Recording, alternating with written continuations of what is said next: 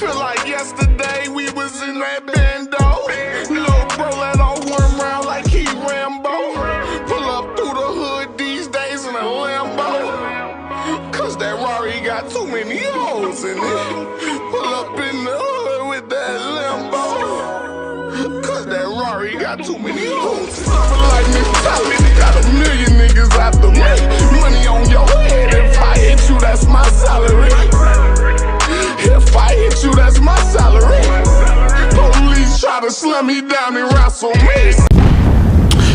Alright, I knew I was gonna have to do like a video like addressing this, cause it's definitely let me turn it down. I knew I was gonna have to do a video addressing something like this, cause it's definitely something that I feel strongly about.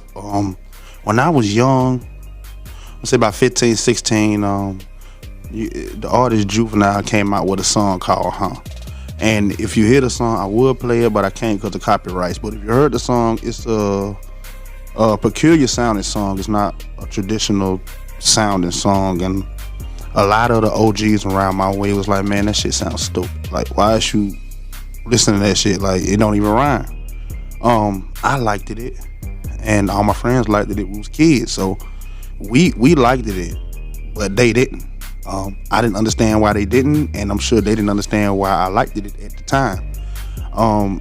Years pass by, we get a little growner, and Juvenile becomes a more established artist, and they was listening to it then. Like I remember when it came out, they said it was stupid, but when he years later, after they listened to it and I guess got adapted to how he sounds, then they got a little bit more adapted to it, and it was cool with it after that. I bring up that to say that I never wanted to be one of them old niggas that shitting on these kids' generation, and especially you gotta understand that every single generation after like the 60s, like the 60s, the 70s, the 80s, the 90s, every generation after had dropped the ball on the next one. And you can tell if you look at some of the pictures from the 1950s, like them kids wore like trench coats and shit. You know what I mean? And like fedoras, hats. Them kids look like grown ass preachers, but they was kids. And they carried it on to the 70s a little bit. To the 60s. They carried it on to the 60s. By the time they got to the 70s, that shit was out of here. Like, them kids weren't just like that. They were just more like, traditional kids. But what I'm saying is every single generation after, I'm going to say the 50s, after the 50s, dropped the ball on the next one. So, whenever I see, and it's a bunch of dudes like my generation. I'm an 80s baby, millennial. So, my generation, and they be like, oh man, these young kids, they doing this. I knew I wasn't doing that. I know we was raised different.